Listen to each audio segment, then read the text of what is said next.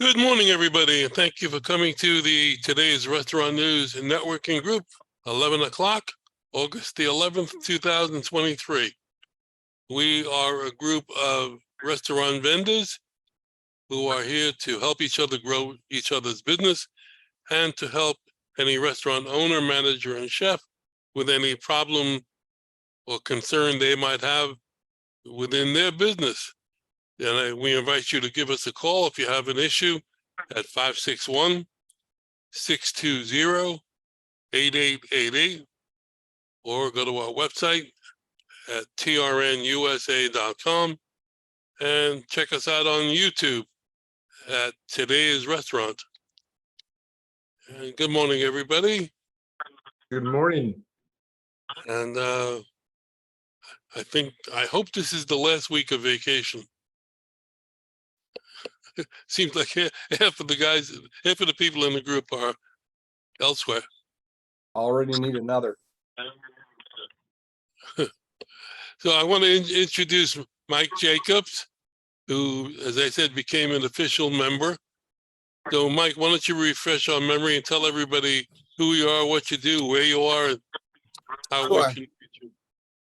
Hello, everybody. My name is Michael. I own Express Kitchen Equip. We sell commercial kitchen equipment. I live in Delray, and my warehouse is in Boynton Beach. So we've been servicing the Palm Beach, Broward County, but we're nationwide.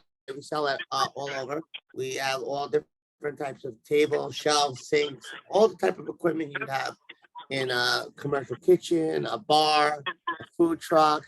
You name it, we sell to different businesses besides the food industry as well. I'm excited to get to know everybody and see how we could work together with each other. And how do we reach you? Okay, well, you could. Maybe it'll be better for me to just message it in the message board. My phone number is 917-322-9733, and my email is expresskitchquip@gmail.com. But I'm gonna message it this way. There's no spelling errors or anything. Okay, I'll do it right now on the chat. It'll all go out in the spreadsheet at the end of the meeting. Yeah. Okay. Sounds good. All right. Let's do our intros and get that. Darren, why don't you start us off with that? Sounds good. Good morning, everybody. Darren Gull with Tracy.net. We are a communications consulting and solution provider. What does that mean? We help people save money or increase functionality on their phones and internet services. We work with all the carriers, so we gave you a free consultation of what your existing needs are, what your existing plans are, and any problems and pain points you may have. So we try to solve the problems of communications. We've been doing this since 1987, so we're not new at this. We know this industry quite well. We do have great restaurant products that can usually lower the restaurant's costs and give them more lines so they can handle more calls and not have people getting busy signals when they call them. We like to say with Tracy.net, it's no gimmicks, no gotchas, just great service. You can reach us online at www.traci.net or email us at sales@tracy.net or call us at 800-881-8899. We deliver services nationwide. Okay, thank you. John Bunn. Good morning, everyone. Welcome, Michael. My name is John Bunn with the BH Bunn Company. We manufacture the bun string tying machines. Most people know us, but they don't realize they really know us, because back when they were kids going into the bakeries, they would carry the bakery goods out of the store tied with twine. That was our machine. Today, we're trying to get into the restaurant industry to eliminate the delivery drivers from eating the food that they deliver. Like Darren said, delivery food should be tied, not tried. I like that. As you can see over my shoulder throughout this whole network meeting, the machines show you how they tie and how simple and easy it is. If you ever have any questions, feel free to give us a call. Our toll-free number is 1-800-222-BUN. Our email is info@buntyco.com, and our website is buntyco.com. Thank you all. Are you, in your research and development, are you trying to come up with any new product or new models of the machine, or is it so tried and true that it's set in its place? Actually, we do that. Customers call all the time and we're always developing new ones. Our son, who most here know, is going down to FAU in a mechanical engineering track. I've had him this summer. Actually, we're working on designing a machine that will be ran by manpower, have a hand crank on it for a countertop application. So if somebody doesn't have the floor space in a tight bakery or a restaurant, we can do the clamshells, all the takeout foods with a hand crank operation. Same great tying machine. In actual, since 1907, we've literally built over 1,500 different variations to meet customers' needs. Kind of hard to keep track of them all. We still keep designing new things. Terry and I went for That's awesome. a snack over the weekend at an Italian bakery in Fort Lauderdale. It was called Pan e Dolce, and they had boxes, but they weren't tying them at all. They had a sticker that they were putting on. So I got the card for you. I have to send you the information. Thank you. I'm actually working with Randy. Randy's got a customer that he's going to get me hooked up with, that they're hand tying their boxes on everything they ship out. And it takes them over 2 minutes to do it by hand, and the machine will do it in under 2 seconds. Wow. Great. Theme song. Yeah. We On our website, there's a video showing tamales. This customer actually called and said they could only do 650 tamales per day with 4 women hand tying them. He now produces 660 an hour with our machine. Nice. So Yeah. it's cool. It's fun machine, and we just help people. I was gonna say, Hey, John, my that's friend- not pocket change. Exactly. You're on a roll If today. you and Ken- Afraid not.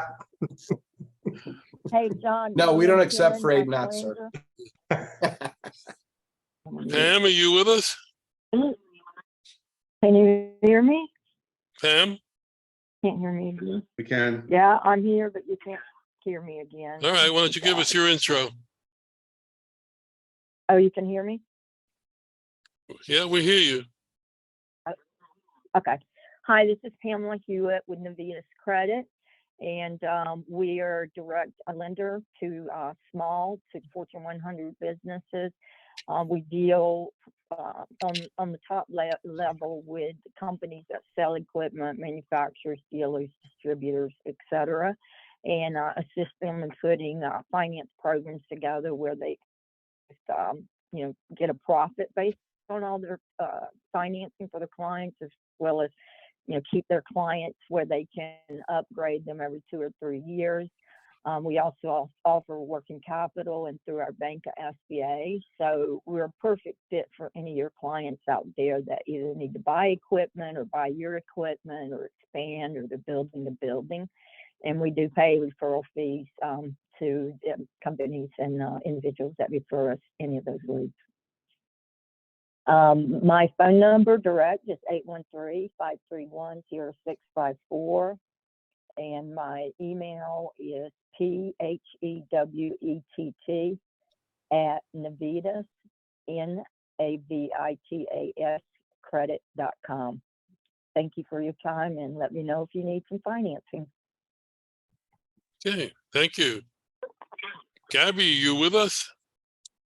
Yeah, the camera decided to not work today. This is with the camera on.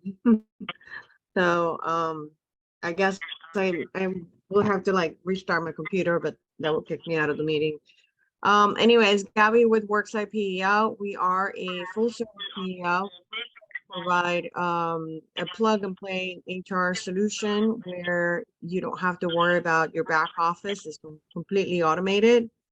Do your payroll taxes, workers' comp, employee health benefits, 401k, and give you your HR consultation. So we also review your employee handbook and your standard operating procedures, make sure that you're in compliance.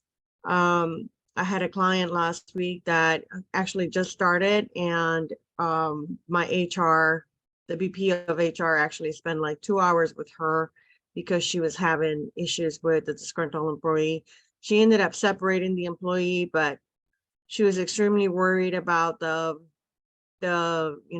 consequences that might happen down the road. But our experts just make sure that she had everything documented and everything was compliant. So she's not at risk as much as before. Gabby with Worksite PEO. And how do we reach you?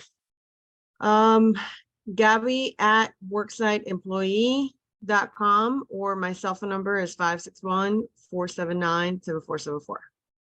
Okay. Terry, good morning.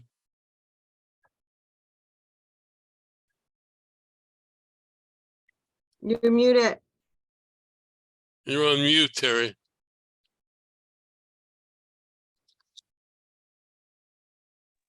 I'm sorry, I forgot Terry Lena wasn't here today. She sent me an email.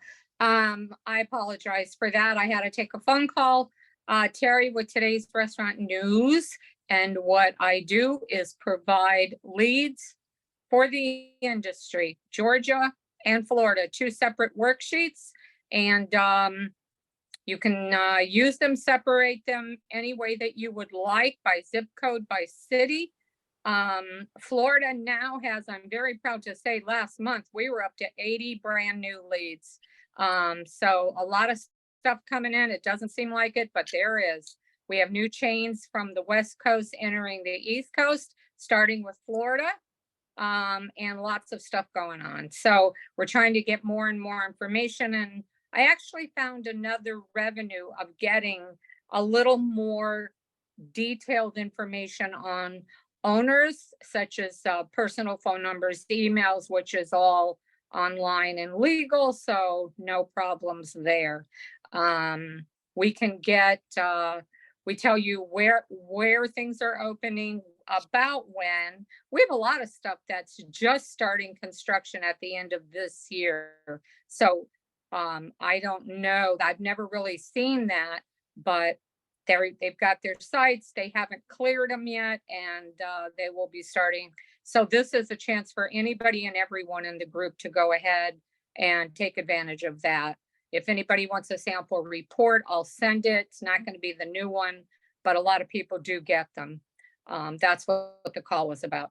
Anyways, so if you want to reach me, it's Terry, Terri, at trnusa.com. Have a good weekend. What Terry was talking about, new leads, etc.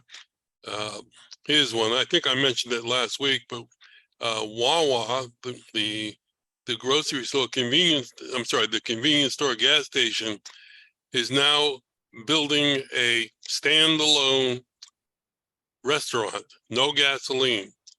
This is a drive-through restaurant. They took over an existing drive-through restaurant and they're redoing it, and it's a prototype for more to come. I think it's in Tampa, right, Terry? Yes, it's in Tampa. And hang on one second, I will tell you where. Okay, yeah, that's going to be a drive-through restaurant. Construction has not started yet. It's the first of its kind in Florida. No gas pumps. However, they're going to be opening these all over the country. This is at 2530 East Bay Drive in Tampa. And the phone number for the corporation, this is a free lead, 610-358-8000.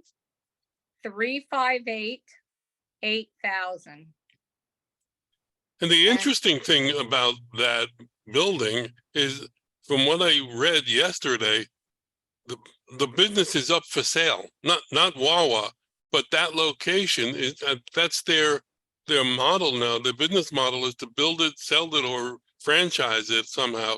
I'm not quite sure, but I do know that it was up for sale. They're looking for franchising. Yeah, so interesting. They're going to be having it's basically a sandwich place.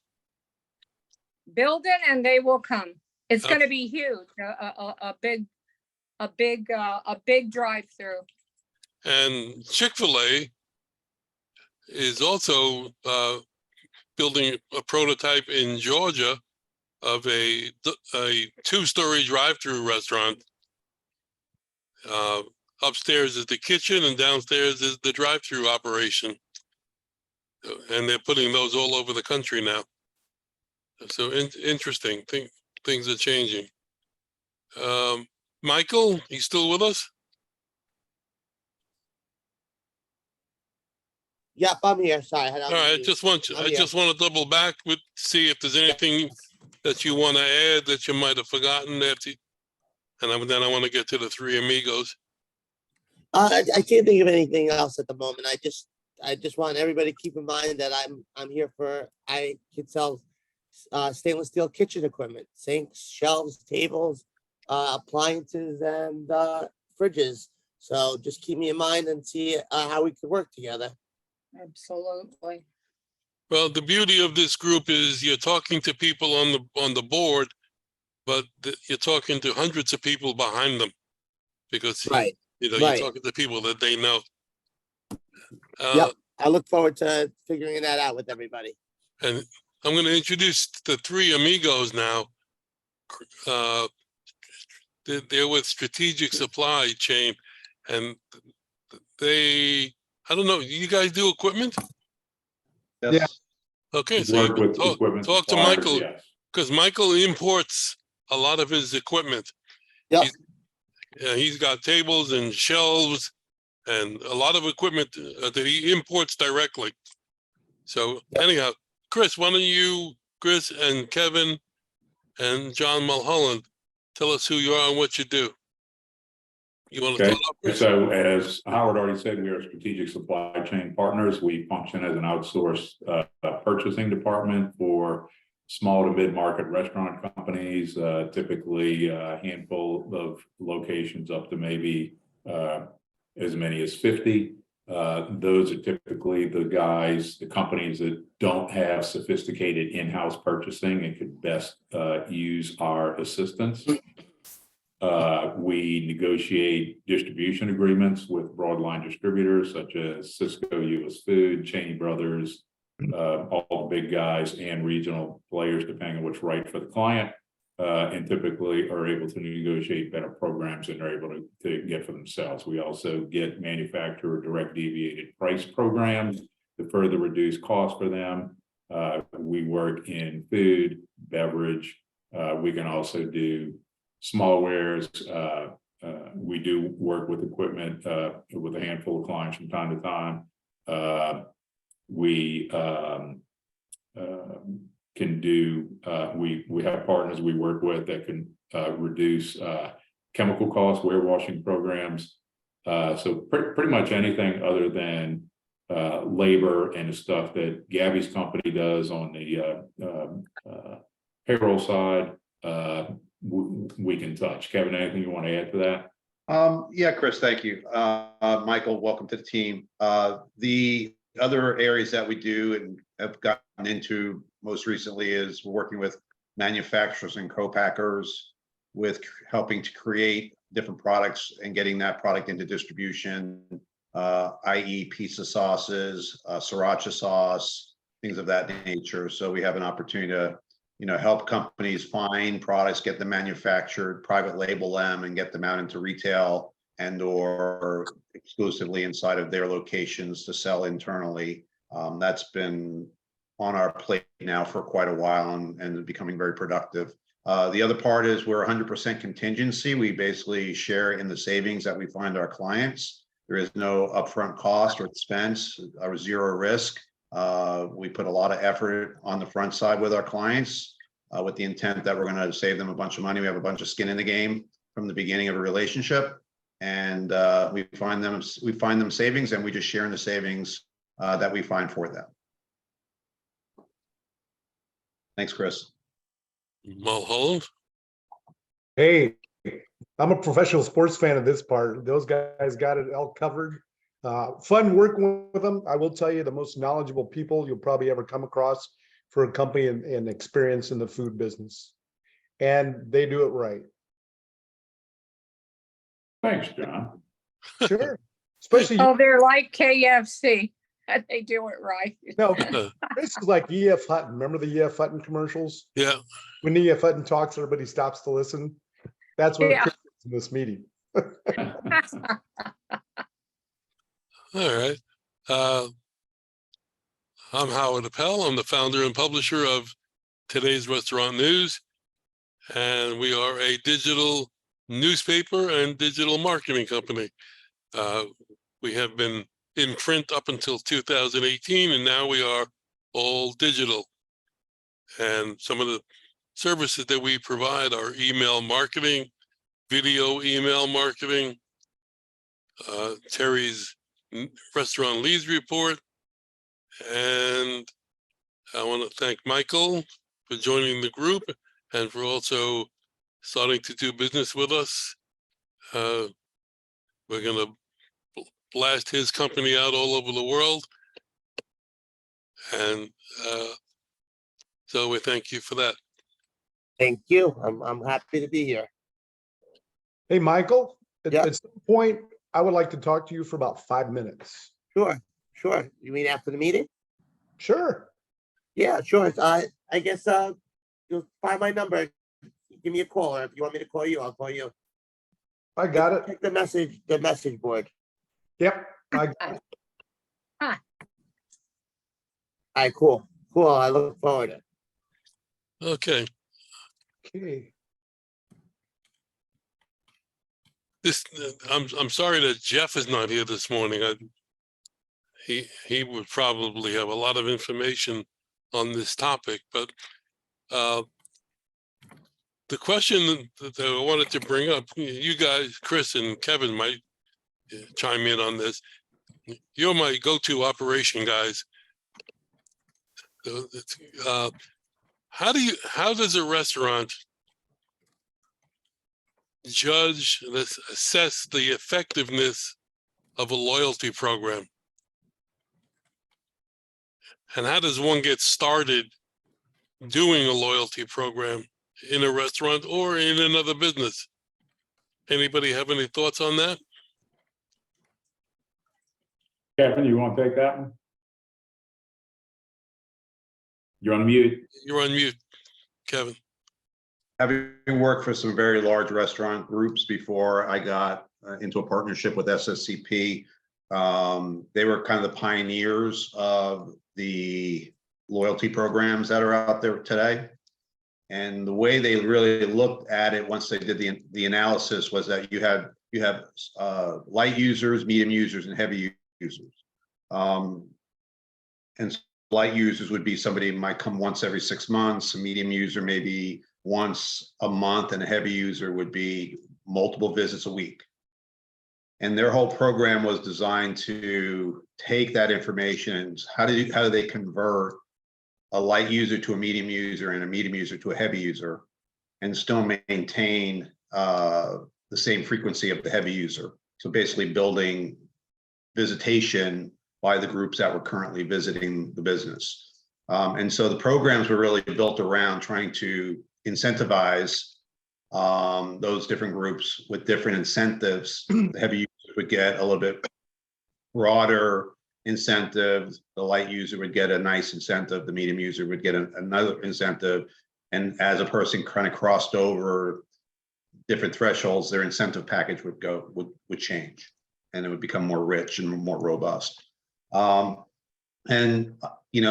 frankly, all that is somewhat of a mute conversation if operationally the business is not running properly, because nobody's going to want to come back, regardless of what incentives you give to them if you're not operating well. Right. So that was always kind of the standard conversation first, and then incentives and frequency programs were the secondary side of the conversation. And so then there's this internal marketing that takes place to try to capture those light and medium users. There's external marketing that takes place to try to make sure everybody in the market knows that those programs are available and in place. And, you know, this was being done in the early 90s and has grown exponentially, as you see out there with a lot of companies that have built inside of their business different types of loyalty programs. Chris or John, do you want to expand on that or add to? Yeah, I would like to say, no matter what program you have in place, you know, make it a pleasurable dining experience. I quit going to restaurants around here just because I've got really bad service. I was neglected. I come there all the time. They don't know my first name. The minute you walk in the door, there was a quick story. People that I do some business with moved their office. They used to go to a Chinese restaurant. 5 years later, they go back and decide to go back in there. The minute they walk in there, the lady remembered exactly what each one ordered. So that made a pleasurable dining experience. You see that with some restaurants, but we don't see enough of it. And I always wanted to start a school to train people how to wait tables and how to service, because there are so many people in the business for years and years and years and years that don't do the little things that they should do. Experience. If you're a high-end restaurant, why do you not have a business card? Because if I like that service and they do a really good job, even if they move to another restaurant, I'm going to go to that restaurant. That's just one idea, but there are several there to retain customers once you get in the door. Terry and I went to dinner Saturday night last week at a restaurant in Fort Lauderdale. And we walked in, never been there before. We walked into the hostess stand, and the manager was there. He made a comment to Terry, you know, a nice comment about us, and he shook my hand and welcomed me. And every single person in that restaurant was so friendly and so, you know, ingratiating. It didn't even matter what the food was like. I felt like it was at Cheers. It was amazing. But so how does a restaurant like that, that's a one-off and not a chain, do they engage in a organized loyalty program? Can they? Yeah, there's variety. You know, Howard, it's been a long time since I've been on that side of the business, and looking at stuff at that level. But and again, Kevin, you might be able to help out on this better than I can. But you know, 2015 is the last time I was like actively involved as a CEO of a restaurant company. But you know, you had even then you had I believe most of the point of sale companies were offering some sort of a loyalty program tied into buying their system. You had independent people that offered it as a software platform that you could integrate with your point of sale system. If I'm not mistaken, well, obviously there's a lot of independents that offer programs as well, and it's not difficult for a restaurant company to find one because you have salespeople calling you all the time trying to sell you their program. I mean, we evaluated multiple programs back when I was running companies, but I want to add to it. It's kind of like, you know, because I'm a bottom line guy as much as a top line guy. There are loyalty programs out there that if you don't do the math aren't going to work for you from a financial standpoint. So you got to be careful about that. It's kind of like these delivery services, you know, when they're wanting to charge 25 cents on a dollar as a delivery fee to participate in their program, and the average restaurant in America is barely making 5 cents. Tell me how that math ever works. Some of the loyalty programs, you really need to understand the math behind them to make sure that you're still going to be able to, you know, have positive cash flow off of those programs. There's a school of thought out there also that, you know, loyalty program is one way to do it. What we ended up doing, we actually called ours a VIP program. And because it was a VIP program, you got other perks that weren't necessarily monetary. One of the things that we looked at was, you know, the most valuable people have is time. you can't create more time. And once you have expended time, you can't capture it. You can always find ways to make more money. So a VIP program could have perks like, we recognize you're a valued customer, you come here frequently. So one of the perks could be you go to the top of the wait list when you call us. Okay. We potentially just gave you an hour, 2 hours of your time back. And so there's things like that that you can do that people love, that have nothing to do with the old fashioned buy 10, get your 11th meal free or come in and celebrate your birthday, where it's just you're giving stuff away. But when you can give people the gift of time, which doesn't cost you anything, but it's invaluable to them. So there's ways to do things like that too. So I would encourage people to think not just loyalty, but also how do you make it a VIP where you're recognized, you're special, you're part of a select group of core customers that get perks as a way. And it's kind of like what you said, Howard, there's nothing better than everybody knows your name, the old cheer slogan. That oftentimes trumps okay food, okay service, because you feel like you're part of a select group. So there's a lot of approaches to the whole idea of loyalty / VIP. Exactly what do you want that program to be? The important thing is it making your guests feel special? Does it make them feel like they matter? You know who they are, versus it's, you're just putting people through the front door. And to add to that, none of it works if you're not operationally sound first. I always say about marketing programs, the worst thing about a marketing program is to drive a bunch of people to the front door faster, and then you can't execute because you're just going to drive them away fast. You got to be operationally sound first. Great food, great service, hospitality all the time. I think So the that would be hotels. my- I think the hotels in Las Vegas do a great job of making their customers feel special, when the Players Club kind of thing, in the VIP rooms and stuff. People like I agree with Chris, the VIP I think is even more important. Look at airlines, they live by VIP programs. You get early boarding, you get a free check bag, you get lounge access, those types of things make people feel important. And same thing with hotels. I mean, if you're loyal to a chain of hotels, they have your name on a sign as you walk in, welcoming you. We're glad you're staying with us.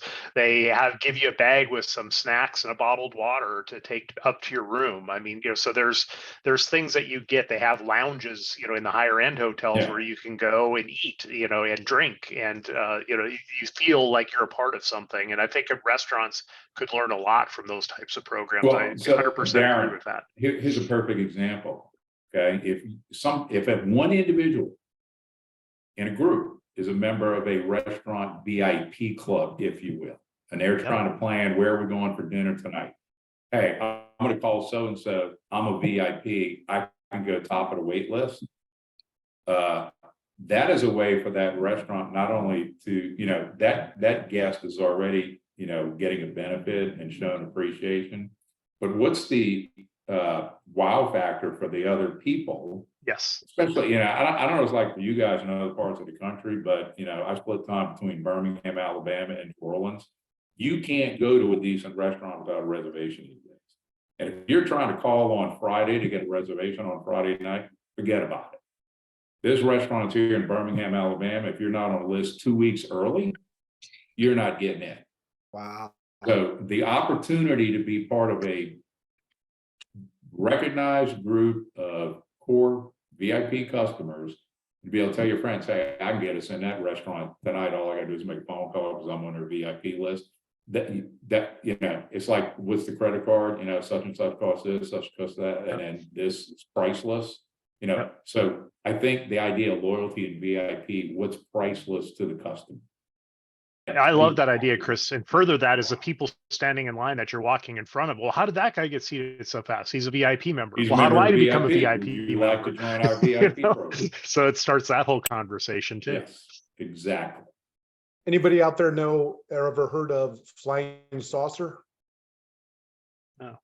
Nobody's heard of them. No, Okay. Yeah, they're in it. They're in Atlanta. There's not one in Atlanta. However, there is Houston. There used to be one in Nashville. So what they would do is if you tried 200 different variety of beers, they Oh would no, put that's not what the I'm sauce thinking of. on the wall. And that's how much they got in that saucer, $40 maybe, and engrave the name of the person. And if you go to the one in Houston, they are all over. And also when I went to the Final Four, all the restaurants closed when the games were over, except for the Flying Saucer. They even had their door closed at midnight on Monday. They stayed open until 1:30, 2 o'clock, and we left at 1:30. They were still open. The place was packed. The ego, if you do sales, anybody on this call, I'm sure we all do, the ego is the easiest way to make a sale. You're right. Yeah.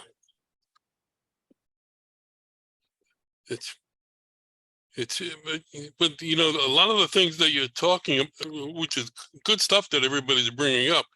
I thought the conversation was going to tend towards chain operations, you know, having a loyalty program. In the 9 o'clock group, we talked about it as well. And the POS person in the group was telling us that two of his POS companies have built in loyalty programs that track and give you data. Yeah, Which is, I was going to say further with what Chris is saying on that. I love a restaurant that has an app that order in advance and go in and pick up. And that's part of the POS sale as well. And that's almost, and they also have specials in those apps that you can say, hey, you know, 25% off if you spend over $10, you know, or whatever. I mean, those types of things are what get me in, because I even will use curbside if it's available, just because you don't even have to get out of your car or pick it up in the drive-through, you know, if it's a fast food place. But I think that's part of what the POSs are doing. I mean, and I think that's huge because I can see the menu in advance. I can order what I want. I don't have to wait for it when I get there. I pick it up, and if I'm taking it out and going home, it's great. You know, and then the dine-in, the VIP stuff, I love that idea. Howard, to your point, as I recall, you know, I mentioned earlier, the POS companies, a lot of them were offering it, credit card companies, processors were offering it. There were, you know, back in the day when I was on the corporate side of the restaurant world, there were a variety of what at the time were cutting edge front desk management programs that had loyalty programs attached to it. But the reason I'm bringing that up is all of it was data driven. They captured your name, they captured what your typical order was. That's how, if you're really using that stuff well, you know, hey, that's Howard. Howard always gets such and such steak, medium rare with that glass of wine, because they track the data through your POS system. They know who you are. It's kind of like it's kind of like Google knows everything you do. Your iPhone knows everything you do. They capture the data. They've been doing this for over a decade now. They capture that data. They know you. They know what credit card you typically use. They know what you like to order, and if they're smart, they actually turn around and use that information to their advantage to provide a better dining experience. It's almost amazing, as long as that technology's been out, that it seems like so few people actually use it to its fullest extent. I think there's one industry that has mastered the art of making their clients feel VIP and special. And now that I'm advocating for a luxury vehicle, but luxury vehicle brands, for example, like I own an Audi and I own an Mercedes right now. And every time I go, I actually like getting my car service because I go in there, all I have to do is pull up. They already have my plate numbers. So as soon as I get there, is how you doing, Gabby? They take me to the lounge. There's always snacks and water. 5 minutes later, the service agent comes in. They give me a loaner car that I can keep for basically almost, you know, the entire duration of the service. Is pleasant as opposed to going to another service or service to get service your car, and you have to wait there in the heat for God knows how many hours and fight with the mechanics and when is my car going to be done. I know I can come back. They'll text me when the car is done. If they don't have a loaner, they're Uber or Lyft somebody to get me or drop me off. The whole service is completely different. So I think that goes in relation to what Chris was saying. You know, when you go to a restaurant and the food could be very mediocre, but the thing that you will remember every time you go there is how well they make you feel. Exactly. Yeah, then I'm sure Darren, I think would supply. We have a pizzeria, local pizzeria. You call them up to place an order, they know who you are before you say a word. Yep. And Well, why wouldn't yeah. they say, hi, Mr. Appel, or hi, Howard, or hi, Terry, and what would you like today? Yeah. But the labor shortages have hurt, and technology is trying to pick up that slack. Did you hear about the restaurant somewhere out in the Midwest? They spent some money and they went out and they bought robots to deliver the food, and their customers rebelled against the robots. There's a surprise. They didn't want the robots delivering the food. They felt they wanted a personal touch. So that's the humanity is fighting against technology. How's that McDonald's restaurant in Texas that doesn't have any humans working at it? How's that panning out? Anybody know? Which one? Fully No. automated McDonald's. Yeah, that's the prototype. I haven't heard how they're doing though. I haven't either. I think the younger generation is more open to that, and it's more Yeah. of just like a cool thing to do. But the older generation wants human interaction. I mean, people go to restaurants sometimes for human interaction or a bar. That's what they're going for. And when you automate it, it takes that away. You're right. It's hard to complain. There is clear evidence, and this goes back 5+ years ago, that the younger generation would prefer to interact with a device than a human being. I mean, you got kids that have grown up with these things, Yeah, aren't like us. They're used to, have you ever seen kids pick up one of these things and they know how to swipe on it and make stuff happen before they can talk?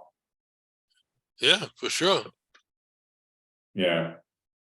My youngest grandchild is 7 years old, and I watched him do that when he was an infant. I've watched the other ones that are in their teens do it since they were 1 and 2. If you've grown up with this, and this is what you're used to doing, I mean, they sit next to each other and text instead of have a conversation. 100%. So of course, they don't want to interact with a human being because they don't know how almost.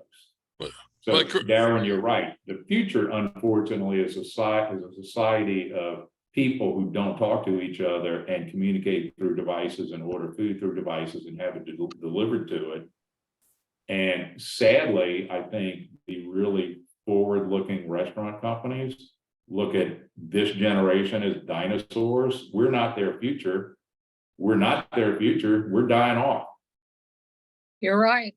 We're in a Their user future experience is, transformation how is do I what we're make in. this crowd enjoy the experience? And we're in that transformational period of the older generation versus the new way of doing it. And that's how do you hit both is the challenge. Well, Yeah. the older generation has more money, so they still need to gear towards us. Yeah, but look at the golf courses closing. Yeah. It used to be golf was part of doing business, and now it's almost hard to find a golf course these days. Down here anyway. They've shut down so many courses, it's just unbelievable. All Yeah. we Well, the need land is is one good sun flare to knock out the grid, and we'll be back to doing business the old way. Yeah, it's not going to be a solar If flare. you're It's part actually of going to this be an EMP. generation, how are you going to find a restaurant if you don't have your phone to use the map app? they don't know how to open up a map and find anything. I mean, it's, Yeah, It's sad. or use a phone book. yeah, They'd be right. lost. What's The a phone book? Is there still an information operator? I don't know. Yeah, there is. There is? Yeah. Yep. Yeah, but they charge you. Is it- $1.50 a call. No Yeah. kidding. And they probably answer the phone going, you gotta be kidding me. Haven't Did you? you miss dial? Probably some old lady sitting in a hill somewhere I don't know. Now, what you get is Anyway, repairman. while we I- were on the phone, I'm on Alignable, and I had gotten a request to join this distributor, JKS distributor. They distribute spices all over. They're based down in South Florida.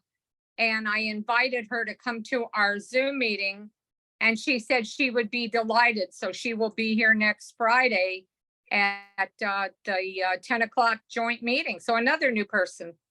Nice. So, yeah, We need some spice added to the meeting. yeah, we need I mean, something. Let me tell No, you we something. need like food people, like, her name is Chantel, and it's with JKS Distributors. And I have her email address, so I'm just waiting for her. She's delighted. I would love to attend your meeting. Send me all information. My email address is. So I wrote her a nice long letter, so. And everybody else, I just copy and paste that letter, and I'm getting more and more people, so. So we should have a beautiful group here, like triple. Hopefully vacations will be over. Yeah, for sure. Well, Palm Beach started school yesterday. The last couple weeks. Yes, yesterday.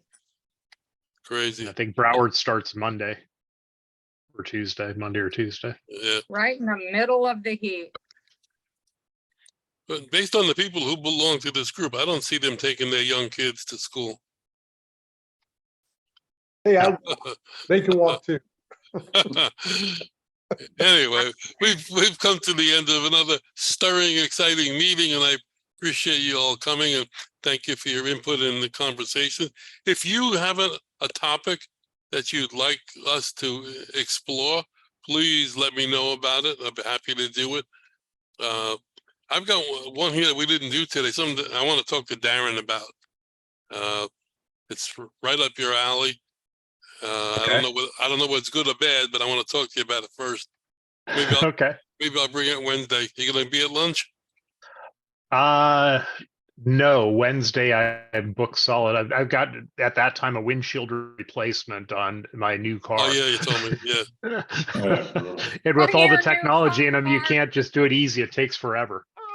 You're going Yeah. to the Oh, wrong God. place. I have them come to my house and they do it like in 2 hours. Yeah, they can't do it now. And the SafeLight is who's doing it, but because of the car has a lane centering technology camera, there's a certain calibration they have to do with the glass and all sorts of crazy stuff. So as technology improves, the specialization needed to repair them increases, which means all those remote mobile services don't exist. It's a Yep. 4-hour repair job, John. Oh my 4 God. hours. For a Wow. windshield. You don't need a windshield. Yeah. You still, all you need is a You don't scarf live and in a Florida, do All you? right, guys, All right. gotta sign off. Thank Have a you all good for weekend. coming. If you'd like to join us, give us a call at 561-620-8888 or go to our website and sign up, trnusa.com. And if you'd like to see one of our 270 videos on our YouTube page, go to Today's Restaurant. Thank you all. Have a great